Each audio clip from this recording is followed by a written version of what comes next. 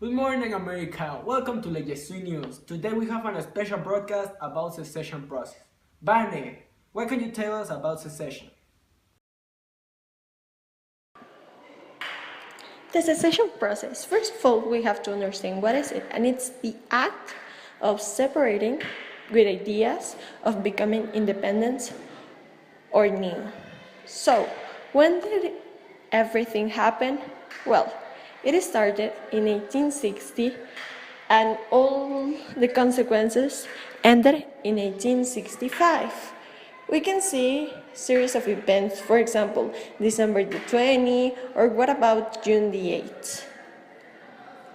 And why is a good question too, and I'll be glad to answer. First of all, it's because of the clash of two cultures and ideas based on different ideologies like slavery, industries versus agriculture, and where? In the United States. But later we will specify every single state. But I'll drop this hint about 7 first states in the lower south. That was really interesting, Vanessa. For the next part of our broadcast, Javier is going to explain us what were the Confederate States. Let us talk about the Confederate States of America and why they were formed. They were formed since the ideology between the North and the South was extremely different. Both sides weren't willing to change the way they thought. The South wanted to keep its economy going the way it already was, with slavery and forced labor, while the North wanted to move on into machinery and develop more modern and more sophisticated ways of doing things. So the South simply decided it would become its own nation. It would be its own nation. No one would have control over it.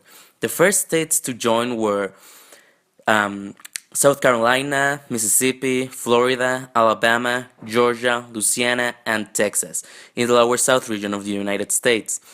This later changed when President Lincoln was elected in 1860.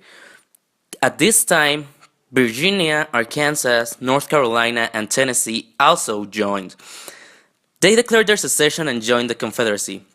The Confederacy also accepted Missouri and Kentucky as members, although neither officially declared the secession, nor were they largely controlled by Confederate forces.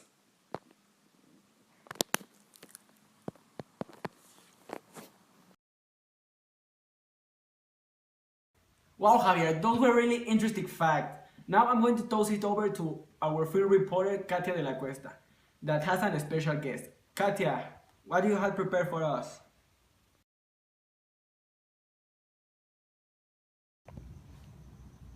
Okay, so we're here about to interview Jose Hernandez, all the way from Kentucky.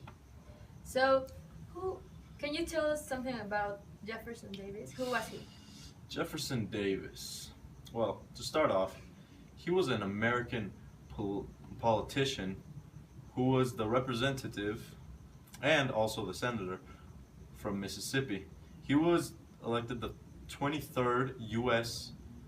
Senator of War, and during the American Civil War, he actually took office for the Confederate States of America. He was elected. And when and where was he born?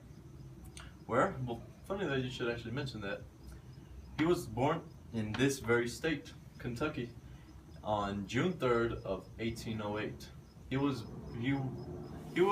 He came from a family of the sort of prosperous farmers.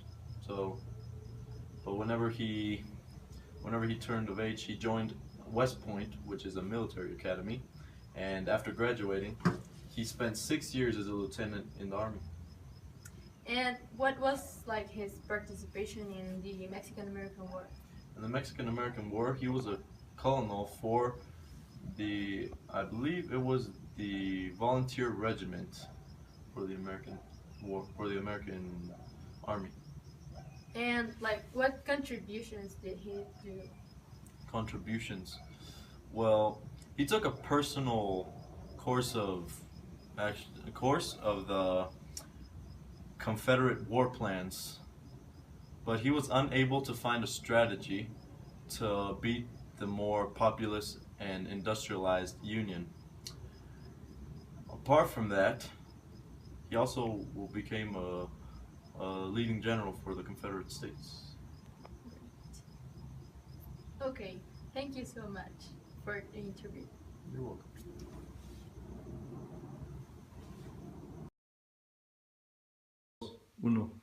Thanks for tuning in our broadcast.